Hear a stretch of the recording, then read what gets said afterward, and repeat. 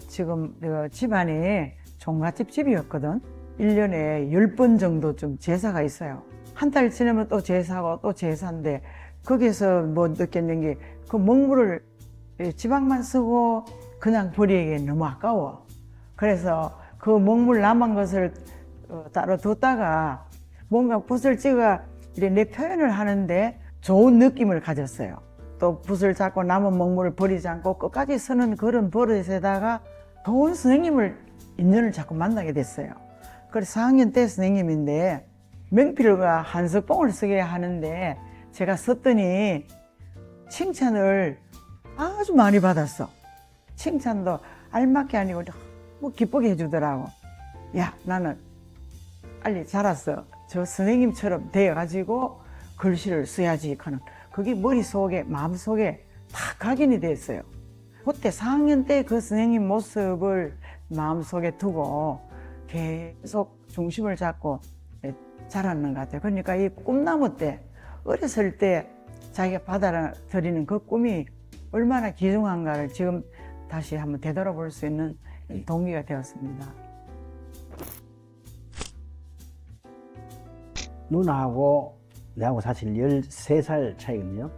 제일 맏딸, 제일 막내 아들로서 13살 차이가 났기 때문에 아버지가 조금 일찍 돌아가셨어요. 제가 10살 때쯤 돌아가셨으니까 내가 초등학교 막 이렇게 다닐 때는 집에 아버지가 잘 안 계셨고 그 아버지 역할을 누나가 한 것 같아요.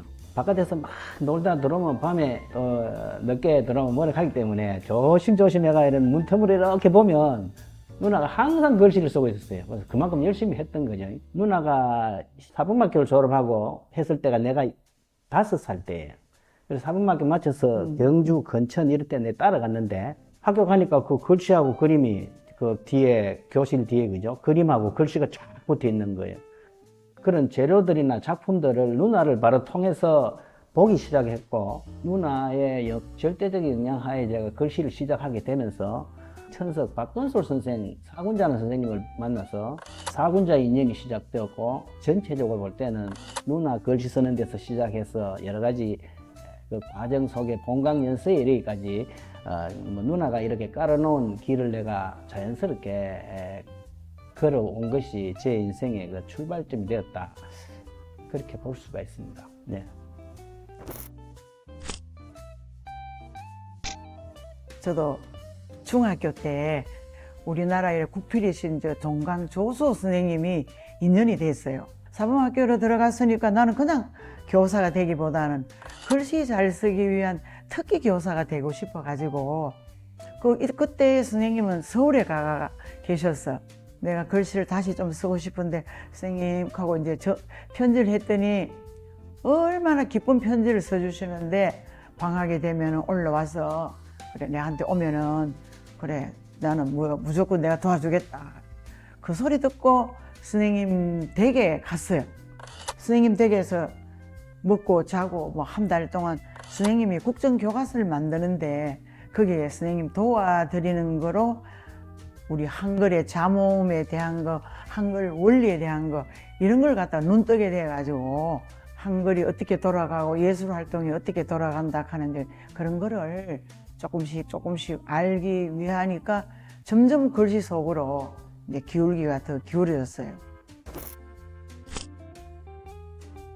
지나가는 시점에 있어서 어떻게 할까를 하다가 내가 재수에서 한번 떨어졌어요. 그래서 재능을 살리는 게 좋겠다 해서 동양학과를 제가 진학을 했습니다. 학교 다닐 때 그냥 취미로 하던 생활을 좀 제대로 학문적으로 공부를 해야 되겠다 해서 미술대학으로 들어간 것이 가장 큰 전환점이 되었고 거기에 들어가면서 많은 좋은 선생님들, 인연들 만나면서 또 상당히 제 길이 많이 바뀌었다고 봐요. 그때 당시만 하더라도 국전이라는 게 있어서 실기하는데 경도돼 있었는데 학교에 가서 이렇게 공부를 하다 보니까 뭘 이렇게 알고 싶어도 물어봐도 시원하게 대답해주는 사람도 없고 책도 없어요. 그래서 야, 이 글씨를 어떻게 쓰고 그림을 어떻게 그리는 걸 좀 이렇게 알고 싶은데 잘 시원하게 풀어주는 사람이 없으니까 이걸 참 답답하더라고요.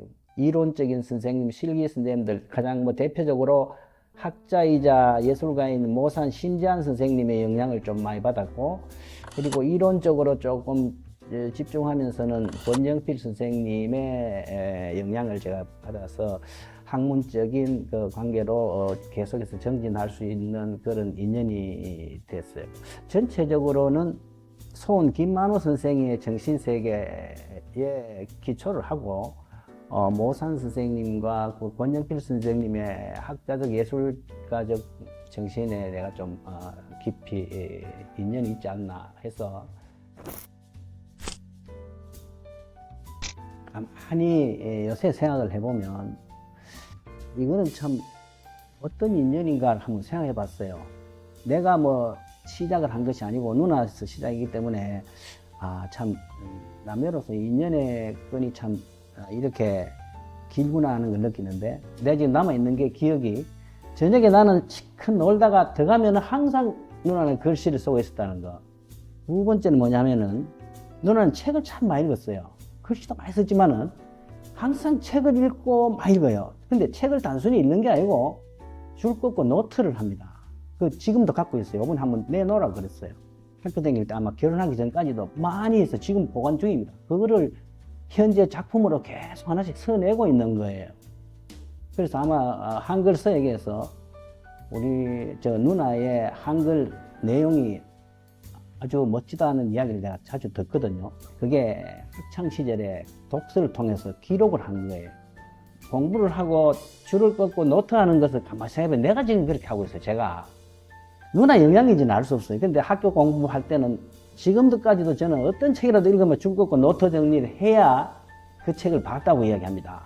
그래서 내 나름대로 지금도 서예에 대한 자료들의 노트 정리가 잘 돼 있는 편이에요. 그래서 평생을 이래 한 것을 이렇게 생각해보면 그 누나의 모습을 직접 봤기 때문에 내가 그 체득이 되었지 않나 이런 생각을 하고, 열심히 노력하고 실기하고 이론적인 공부하고 이런 것도 아마 은연중에 그 영향을 직접적으로 받았지 않나 해서 참 이거는 참 혈연보다도 더 깊은 그런 인연이 있었지 않나 이런 생각을 해요.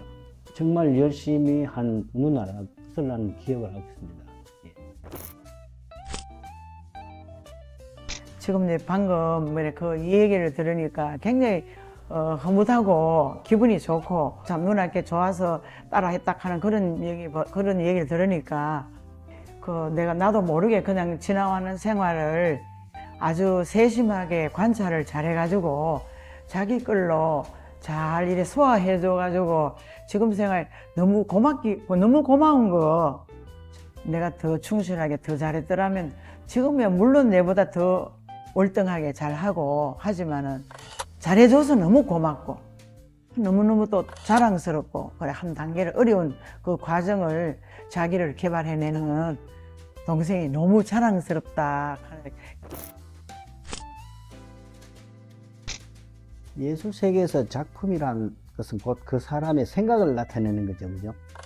그 사람의 사상을 나타내는 것이 예술 세계이기 때문에 자기의 세계가 학문적으로나 철학이나 이게 생성되지 않으면 좋은 작품을 남기기가 어렵다는 것은 뭐 일반적인 사실이죠.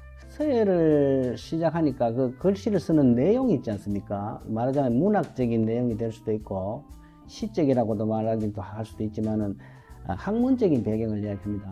그 사람의 생각, 내용이 시나 문이나 이런 개념으로 표출되어 있고 그것을 예술적으로 써내는 것이 서예인데, 동양에서는 글씨와 그림이 같이 발전했어요. 서화라는 게. 그래서 그림에 대한 관심으로 해서 시서화의 삼각관계가 형성이 되고, 그리고 조금 더 전문적으로 공부를 하니까 이 글씨 자료들이 다 색임에 의해서 역사적으로 유지가 되어 왔어요. 그래서 색인다는 것은 일종의 서각인데 태성 재료의 색이거나 또는 뭐 인장 같은 인장 예술, 이게 다 색임에 들어가는 것입니다. 제가 그걸 기점으로 해서 추적을 하다 보니까 문학을 대표하는 시, 그리고 글씨, 그림, 정각, 서각, 이쪽을 한 30대, 40대까지 계속 추구한 것이 저희 작품 세계입니다. 문자의 조형성, 그리고 회화성, 그리고 조각성 이런 것이 합일되어 있는 게 제 작품 특징이에요. 시서와 각이 일치되어 있는 것이 제 작품의 경향이고, 그리고 제가 미술대학을 나왔기 때문에 서예가 단순히 서예 세계만 머무르지 않고 회화와 연결이 되면서 조금 더 넓게는 확장을 해서 미술의 세계로, 그리고 더 나아가서 폭넓게 예술로서의 서예, 여기까지 제가 이제 연결이 되고 있기 때문에 글씨만 쓰는 작가들의 서예하고는 조금 색다른 맛이 좀 있다, 이렇게 볼 수가 있습니다. 시서와 각이 일치된 예술로서의 서예, 이렇게 결론을 낼 수가 있습니다. 한글이 좀 쉽다 싶어가지고 그냥 덤볐더니 그게 아니고, 한문을 하려고 그러면은 한학을 해야 되고, 한글을 하려고 하면은 국문학을 해야 되는, 한문에서 전예, 해, 행, 초 이렇게 단계를 밟아가 공부하는데, 한글에는 그런 질서가 없어요. 예를 들면은 공채 중에는 옛날에는 책이 없었거든. 근데 지금은 옛날 그 상공들의 여러 가지 법첩이 많이 나오고 있으니까 한글도 법첩이 있다. 그냥 우리나라 글자만 쓰는 게 한글이 아니다. 법첩에 따라서 근거를 두고 그 임서를 충분히 한 다음에 창작 활동이 좀 이루어질 수 있는 거를 저도 체험하면서 주위의 전체적인 우리나라 과정도 그렇게 좀 한글의 길을 좀 보여주는 그런 길잡이가 좀 되었으면 하는 그런 생각에서 늘 움직이고 있습니다.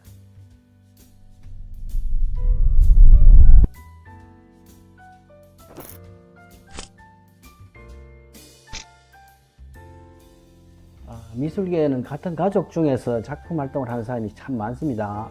그런데 대구에서 저하고 누나가 거의 5, 60년이 글씨를 쓰기 때문에 잘 쓰거나 못 쓰거나를 떠나서 한 길을 외길로 이렇게 살아온 사람은 조금 드물다는 생각을 하고 있습니다.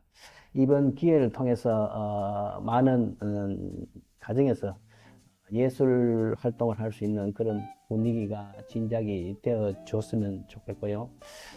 이번 이 기회를 통해서 서예계가 조금 더 침체에서 벗어나는 그런 기회가 되기를 또 바라해 봅니다.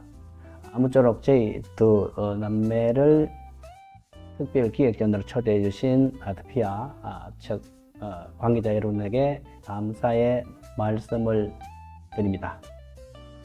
여러 가지 이제 부족한 그 남매의 전시회를 와서 열심히 봐주셔서 대단히 또 감사합니다. 그리고 수성 아트피아 측에서 좋은 환경에 작품을 특별히 선별해 주어서 뽑혀서 감사합니다. 그리고 전시를 통해서 아울러 마음으로 크게 인사 전합니다. 오늘 이렇게 전시장을 찾아주신 여러분들에게 감사의 말씀을 드립니다. 대단히 감사합니다. 감사합니다.